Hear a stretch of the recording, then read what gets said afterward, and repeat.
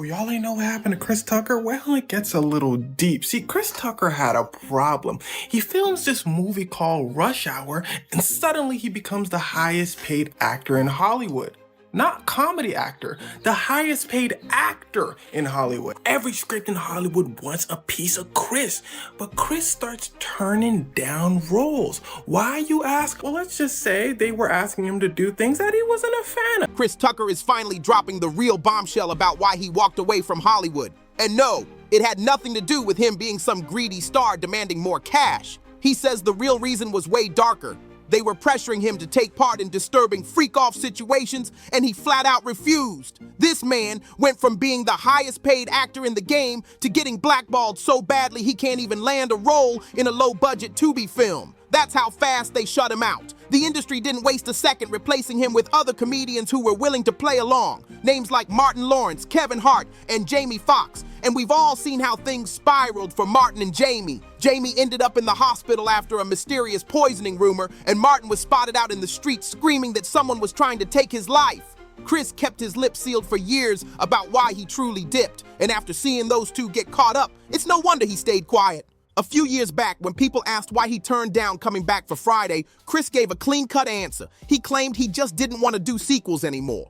But that explanation didn't quite add up. I know Cube want to do another one because Cube, of course, it's like, you know, he kind of created Fridays, and I was in the first one.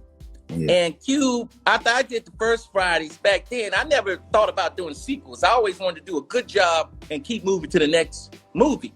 So Cube asked me back in, I think it was 96 or 97. He's Chris, we want to do another Fridays, man. And I was just like, nah, I don't want to do another Fridays. I want to do like Eddie Murphy and them did. I want to do Money Talks. I did Money Talks and then eventually did Rush Hour. I said, I don't want to do another. And he said, what? You sure? I was like, nah, I don't want to do another. So he couldn't believe it, but he kept moving, and he got Mike Epps, and they went and did another one, and it was great. He did two of them. Because the truth is, right after saying no to Friday, Chris jumped right into Rush Hour and didn't just stop there. He went on to star in Rush Hour 2, Rush Hour 3, and even Rush Hour 4. Clearly, sequels weren't the problem here. Something way deeper was going on behind the scenes, so clearly it was never about the sequels. Something much bigger and much darker was going on that Chris Tucker just didn't want to say out loud. Chris has always been and still is deeply religious. He never vibed with the wild behind-the-scenes culture in Hollywood. So when the pressure started building and they began asking him to get involved in things that clashed with his morals, it was easy for him to walk away from millions and vanish from the scene. In fact, Chris later revealed one surprisingly simple, yet telling, reason why he refused to do Friday. Most of his co-stars were heavy smokers, and that alone was enough for him to shut it down and say, nope, I'm not doing it. Tucker not talked about being in next Friday, because I know it was Mike Epps, but... We wanted him. You know, he turned it down. Yeah, we wanted to pay him $12 million to do that movie. What the And he fuck? turned it down. He said it was for religious reasons. He didn't want to cuss, and he didn't want to smoke weed on camera. Once Chris started rejecting these offers, Hollywood didn't sit around trying to win him back. They moved on quickly, swapping him out with comedians who were willing to play the game exactly how they wanted. No hesitation, no pushback, just yes men for the system. And like I mentioned earlier, that replacement lineup included big names like Martin Lawrence, Jamie Foxx, and Kevin Hart. But here's the twist. This time, they didn't just want one big star, they brought in multiple at once so none of them would feel untouchable or too special like Chris had been. That way, nobody could start dictating their own terms. Martin Lawrence, Kevin Hart, Jamie Foxx, they were saying, hey, we'd love to do them. And to be fair, they did amazing jobs at those roles. Now, since they did such a good job, they didn't really need Chris anymore. But that was fine with Chris. When I say he was turning down movies, I mean he turned down hundreds of millions of dollars worth of movies. And it's literally just as simple as he didn't want to do it. He didn't want all that came with it. Other people decided to fill the role. Win-win. The first to get caught up in something wild was Martin Lawrence back in 1996. Out of nowhere, Martin was arrested after being found in the middle of a busy intersection in Sherman Oaks, California, armed, yelling at passing cars and screaming that someone was out to get him. According to one witness, Martin wasn't just acting erratic. He was yelling at the top of his lungs, "Fight! Don't give up! Fight the power!" as he was being taken away to the hospital. Now you'd think the media would have dug into why a major celebrity was screaming something that intense.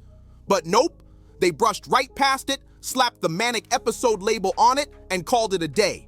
The tabloids went even further, painting him as troubled and hinting that he was on substances, even though there was zero proof of that. But here's where it gets disturbing. The very doctors who treated Martin publicly shut down the substance rumors, saying flat out there was no trace of medication or drugs in his system. And yet, just 3 years after that public meltdown, Martin almost lost his life in a sudden medical emergency. Then, in August 1999, tragedy nearly struck again. He collapsed while jogging in extreme heat and slipped into a coma. He survived, thankfully, but when Martin woke up, something was different. People close to him said his energy was never the same, and his career took a hit he's never fully recovered from. On top of that, whispers started that he's been dealing with ongoing health battles ever since. Jamie Foxx didn't escape the storm either. Back in April 2023, news broke that Jamie had been rushed to the hospital after suffering a stroke, shocking fans worldwide. Not even begin to tell you how far it took me and how it brought me back. I went through something that I thought I would never ever go through. And I know a lot of people were waiting, or wanting to hear updates, but to be honest with you, I just didn't want you to see me like that, man. I want you to see me laughing.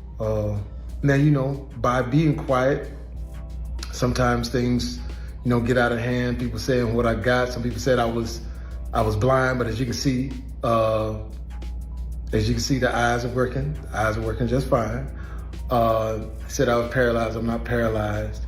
But I did go through, and I know they talk about people crying on videos. You can do take two, but I'm not gonna do a take two. It is what it is. And if you see me out from now on and every once in a while I just burst into tears, is because it's been tough, man. I was sick, man, but now I got my legs under me, so you're gonna see me out. But like I said, I just want you to remember me for the jokes that I crack, the movies that I make. Some of them good, some of them ain't. I think I got a good one out. And the songs that I sing, man. And then, some people were talking about I'm cloned. And the word on the street, this wasn't some random medical event. Rumors started swirling that someone was actually trying to take Jamie out, and that his stroke was triggered by poison. The person who lit that rumor on fire, none other than Diddy's former bodyguard, Big Homie CC. Big Homie CC didn't mince words. He straight up named Diddy as the one behind Jamie's sudden illness, claiming Jamie was poisoned with cyanide. According to him, this wasn't a one-off either. He said Diddy tried the exact same thing on him not once, but twice. And get this, on the second attempt, his own brother ended up getting poisoned too. Both of them lived to tell the story. But if true, that's the kind of thing you only see in movies, until it's real life. And the wildest part, Big Homie claims Jamie has been so secretive about the details of his stroke because he actually reported Diddy to the FBI for trying to poison him. But without hard evidence, the case never went public, which means, if this is true, all of it's been happening in the shadows. Now, while Jamie and Martin both allegedly face dangerous mishaps, Kevin Hart's path looks different. No mysterious hospital trips, no public breakdowns. But according to Cat Williams, that's only because Kevin played ball. Cat calls him a sellout, claiming Kevin was handpicked to replace him after he turned down Hollywood deals to keep his soul intact. Cat didn't stop there. He said Kevin's rise to fame wasn't organic at all, calling him an industry plant propped up and funded by wealthy power players. In Cat's view, Kevin became a Hollywood lapdog, taking on roles that he had refused because they portrayed him in ways he didn't agree with, including scripts that painted him as a homosexual man for laughs. But here's where it gets even more explosive. Cat made it sound like he and Chris Tucker went through the same exact thing. And when someone pressed him about Chris, instead of defending him, Cat went off. He lumped Chris in with Martin, Jamie, and Kevin, accusing him of selling out too, and even claimed Chris's whole "I turned down those roles" routine was nothing more than a strategic smokescreen to hide his own shady industry connections. As always, the internet had plenty to say. One person dropped a comment that read, "I think Hollywood wanted Chris Tucker to start doing some things that were flat out immoral."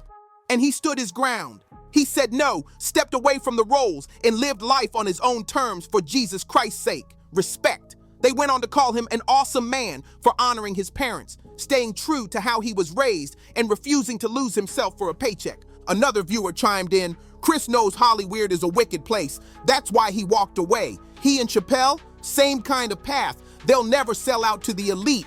This goes way deeper than money. But now the real question's on the table. What do you think? Did Chris Tucker really walk away from millions just to protect his morals? Or is there truth to Cat Williams' explosive claim that Chris is just another industry sellout in disguise? Drop your thoughts in the comments. Thanks for watching. Don't forget to like, share, and subscribe. See you on the next one.